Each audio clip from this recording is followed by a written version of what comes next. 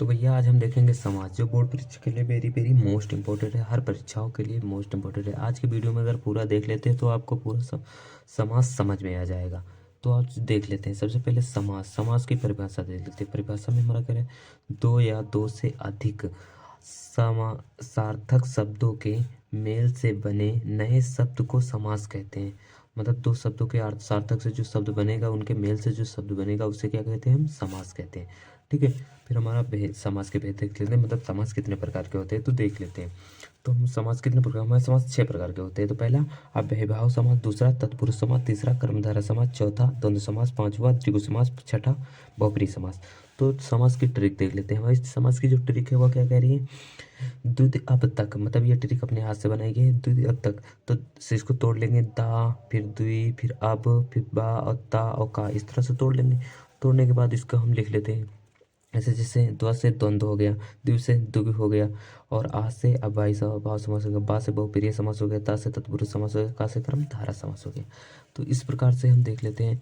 सबसे पहले हम अव्ययभाव समास को देखते हैं। तो अव्ययभाव समास हमारा क्या कहता है, अव्ययभाव समास जिन शब्दों के प्रारंभ में उपसर्ग लगा हो, मतलब शब्द जो प्रारंभ हो उसके प्रारंभ में उपसर्ग लगा हो, उसे अव्ययभाव समास कहते हैं। जैसे यथा लगा हो, आ लगा हो, भर लगा हो, अनु लगा हो, निर लगा हो, प्र लगा हो, प्रति लगा हो, ये शब्द लगे होंगे किसी शब्द के आगे, तो हमारा क्या होगा, अव्ययभाव समास होगा। तो उदाहरण देख लेते हैं।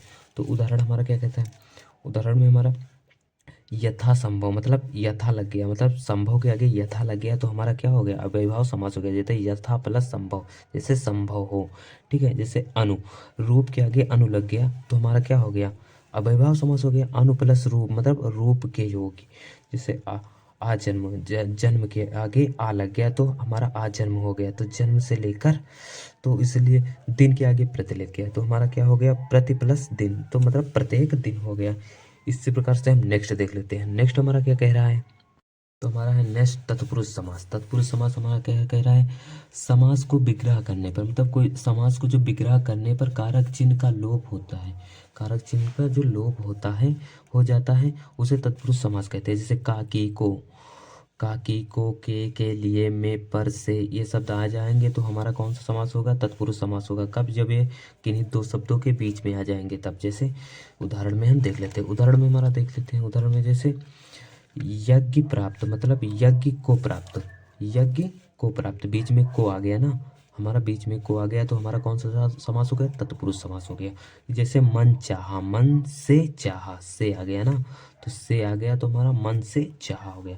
ठीक है। यज्ञशाला, यज्ञ के लिए शाला, मतलब से आ गया ना, के आ गया, मतलब के, तो हमारा यहाँ से कौन सा तत्पुरुष समास हो गया। जैसे राजपुत्र, राजा का पुत्र, का आ गया, का आ गया तो हमारा कौन सा समास हो गया, तत्पुरुष समास हो गया।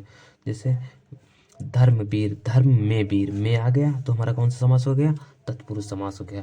आप बीती, मतलब आप पर जो बीती, पर आ गया ना तो हमारा कौन सा समास हो गया, तत्पुरुष समास हो गया। तो हमारा नेक्स्ट 3 नंबर समास क्या है, हमारा कर्मधारय समास। तो कर्मधारय समास को हम समझ लेते हैं।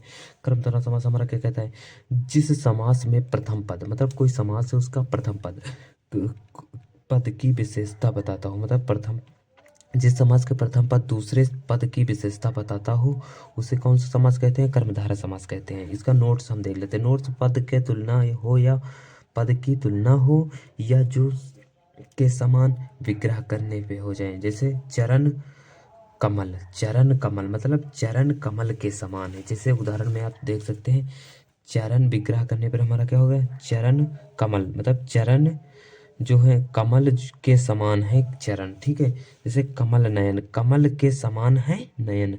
जैसे चंद्रमुख, चंद्र के समान है मुख। किस, हाँ, उसके बाद लाल मणि, लाल है जो मणि। ठीक है। जैसे महापुरुष, महान है जो पुरुष। अधमरा, आधा है जो मरा, ये सब किसके अंतर्गत आते हैं, कर्मधारय समास के अंतर्गत आते हैं। तो नेक्स्ट हम देख लेते हैं। नेक्स्ट हमारा क्या है, नेक्स्ट हमारा द्विगु समास। द्विगु समास हमारा क्या कह रहा है, यदि दोनों पदों के बीच, मतलब 2 पद हैं, दोनों पदों के बीच में योजक चिन्ह, मतलब डैश योजक चिन्ह लगा हो, और विग्रह करने पर और या एवं आए तो वहां पर द्वंद्व समास होता है। मतलब कोई शब्द विग्रह करेंगे और आ गया, और एवं आ गया, या आ गया, तो हमारा कौन सा समास हो गया, द्वंद्व समास हो जाएगा। तो उदाहरण देख लेते हैं। उदाहरण हमारा क्या कह रहा है, उदाहरण हमारा कह रहा है नदी नाले, नदी इसके बीच में हमारा और आ जाएगा तो हमारा नदी और नाले, तो कौन सा समास हो गया? द्वंद्व समास हो गया। पाप पुण्य, पाप और पुण्य इसके बीच में और आ गया तो हमारा कौन सा समास हो गया? द्वंद्व समास हो गया। तो इसी प्रकार ऊंच ऊंच नीच, ऊंच और ऊंच या नीच या आ गया बीच में तो हमारा कौन सा समास हो गया? द्वंद्व समास हो गया। जैसे छल कपट, छल और कपट मतलब छल और कपट, अब बीच में क्या आ गया? हमारा और आ गया तो हमारा कौन सा समास हो गया? द्वंद्व समास हो गया। इसी प्रकार से हम द्विगु समास देख लेते हैं। द्विगु समास हमारा क्या कह रहा है? द्विगु समास हमारा जो है कह रहा है जिस समास में मतलब कोई समास, जिस समास में प्रथम पद संख्यावाचक हो, मतलब इस द्विगु समास को संख्या से याद कर लेंगे, जिसमें जिसमें संख्या आ जाए वो द्विगु समास होता है। जैसे कि उदाहरण में दोपहर मतलब दो आ गया, सबसे आगे क्या आ गया? दो, दो आ गया मतलब क्या कह रहा है? प्रथम पद संख्यावाचक हो, पहला पद मतलब पहला पद संख्यावाचक हो तो वहाँ पर कौन सा? द्विगु समास होगा। तो पहला पद दो है तो दो आ गया, ये हमारा संख्यावाचक है तो ये हमारा कौन सा समास हो गया? द्विगु समास हो गया। जैसे दो पहरों का समूह मतलब दो पहरों का समूह, फिर ती आ गया ना, मतलब तीन का आ गया तो तीन मतलब अंकों का प्रयोग हुआ तो यहाँ पर तीन रंगों का समूह, यह कौन सा समास हो गया? द्विगु समास। नवरात्र, नवरात्र मतलब नवरात्रियों का समूह, ठीक है। चौराहा मतलब चार आ गया, यहाँ चार आ गया, ठीक है, चार राहों का समूह। फिर त्रिकोण मतलब तीन कोणों का समूह। उसके बाद नेक्स्ट हमारा क्या है? नेक्स्ट हमारा है बहुप्रिय समास। तो बहुप्रिय समास देख लेते हैं। तो हमारा बहुप्रिय समास क्या कहता है?